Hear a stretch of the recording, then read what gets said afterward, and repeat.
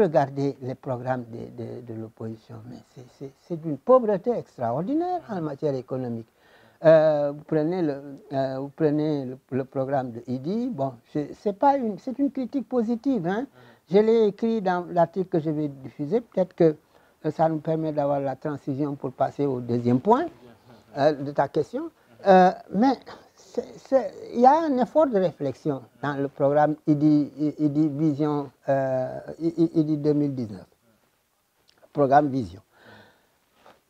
Quand vous prenez, si vraiment mes souvenirs sont exacts, parce que là je suis vieux, hein, mais 147 pages. Si vous prenez les 147 pages de ce programme, vous regardez l'analyse économique sur... elle est faible. Mais elle ne va pas être faible. Je suis persuadé que dans cette coalition doivent militer des techniciens ferrés. Pourquoi on ne les utilise pas? Si vous ne pouvez pas utiliser les techniciens, si vous ne pouvez pas utiliser les chercheurs, si vous ne pouvez pas utiliser les institutions disponibles, mais vous n'avez pas le profil du métier. Ce n'est pas Macky Sall qui invente les statistiques qu'il avance, ce n'est pas lui qui crée précisément, mais il les fait créer par des institutions qui peuvent aussi vous dire si vous leur demandez. Vous prenez le programme de Madické, excusez-moi, lui aussi, bon, je crois que c'est 47 pages, quelque chose comme ça. Si vous prenez par exemple ce qu'il appelle l'économie réelle, c'est sur 2 ou 3 pages. Alors, vous comparez ça aux promesses, on va donner 500 millions aux collectivités locales, on va donner 2 milliards à etc., on va bâtir ceci, on va mettre une école par là. Si vous ne le mettez pas dans le programme, ça s'appelle de la démagogie. Purement et simplement. C'est pas Madické, j'en veux pas à Madické, j'en veux pas à Idi, moi ça ne m'intéresse pas. Ce qui m'intéresse, c'est ce qu'ils écrivent. Et ce qui m'intéresse, c'est qu'ils auraient pu mieux faire. Ils auraient pu mieux faire en utilisant précisément les compétences de leur côté. L'industrialisation, alors c'est l'aspect le plus faible de tous. L'industrie, de manière générale, compte pour 20% du PIB. 20%, c'est très peu. Mais, une fois encore, il ne faut pas se satisfaire de l'agrégat. Secteur industriel, 20%. Si vous y enlevez les biens manufacturés, si vous y enlevez l'agro-industrie, il ne vous restera pas grand-chose. Il ne vous restera pas grand-chose. Donc, j'ai espoir que, comme il est dit, on va enfin s'occuper précisément de l'industrialisation. Là où on a raté le coche, c'est notre gestion calamiteuse de l'économie. Les socialistes, je partage une bonne partie de ce que nous avons fait en tant que socialistes. Ça a été calamiteux. Là aussi, les yeux fermés et bandés, nous nous sommes abandonnés précisément aux institutions financières internationales qui ont liquidé systématiquement tout ce qui pouvait constituer un début de secteur industriel et qui avait été mis en place par Mamadou Dia. Tout a été liquidé. Alors on a eu des privatisations les plus scandaleuses qui n'ont rien rapporté. J'avoue, je porte une responsabilité parce que j'étais membre du Parti socialiste à l'époque. Mais quand même, j'ai toujours écrit que ces programmes-là ne nous mèneront nulle part. Je prends un secteur, parce que ça me fait mal. La Malaisie, la Corée, presque tous les pays qui ont émergé à partir du secteur du textile d'abord. Nous avions toutes les chances de réussir effectivement une industrie textile. Il y avait le coton, un des meilleurs cotons. Nous avions effectivement le filage. Nous avions les machines qui étaient là.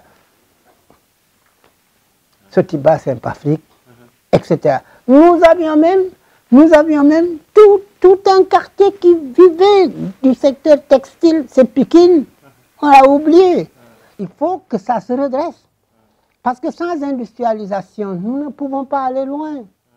Les matières premières dont on a parlé, les mines dont on a parlé, n'aura précisément de valeur ajoutée que si effectivement on décide de s'industrialiser.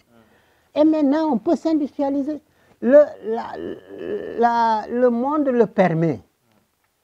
Ce que les Européens étaient les seuls à savoir faire il y a un siècle ou deux, maintenant beaucoup d'autres puissances peuvent le faire et moins cher. Le PSE pose bien le problème.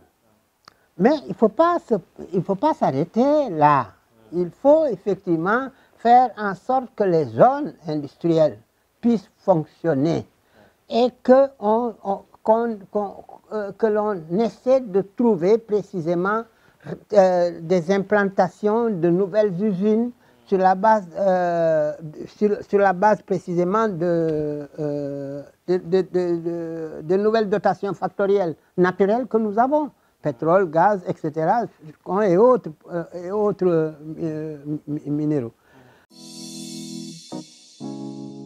En matière de santé, c'est très important. Ce qu'on a fait également pour les retraités, bon, j'en ai bénéficié, comme d'autres. Si je vous dis ce que je gagnais avant Macky, vous allez rire. Comme retraité, j'avais 300 000. Professeur émérite, de classe exceptionnelle, avec tous les grades, officier de l'ordre académique, membre de l'académie de ci, de ça, etc., etc. Et je viens d'ailleurs d'être honoré par le Congo-Brazzaville, qui m'a donné le grade de commandeur de l'ordre du mérite universitaire. Bon, 300 000, vous le mettez à la retraite. Quand même, Macky Sall, le président a amélioré cette situation. C'est une injustice. Mais moi, je ne suis pas encore satisfait. Au lieu de me laisser traînasser comme ça, alors, donc, je vais mourir dans quelques années avec peut-être toute l'expérience que j'ai accumulée et que j'aurais pu mettre effectivement à la disposition de mon pays. On me l'empêche. Je préfère qu'on me dise, bon, on va te faire un contrat, tu vas travailler à l'université, on va t'apprécier comme universitaire et on te paiera en conséquence. Mais ce que les Américains font, ce que tous les pays sérieux font, qu'est-ce qui l'empêche de le faire? Rien. C'est peut-être mieux que de me donner une indemnité complémentaire de 300 000, 400 000. Je dis bravo les syndicats. Hein? Bravo les syndicats. Mais finalement, le pays aura perdu effectivement tout. Un citoyen valeureux qui peut... Alors je vois les gens de ma génération qui servent les uns dans les écoles privées, les autres dans les cliniques, etc., etc., qui n'ont rien perdu de leur superbe. Mais l'université n'en bénéficie pas. Ça aussi, c'est un des problèmes. C'est un des problèmes du secteur social, etc., etc. Il y a beaucoup de problèmes. Je me dis, au fond, tous ces problèmes-là, il faut les entrevoir. Il faut les entrevoir. Et ils sont réglables. L'humanité ne se pose que des problèmes qu'elle peut résoudre. Hein? Quand les gens trouvent sans chercher, c'est parce que d'autres ont cherché sans trouver.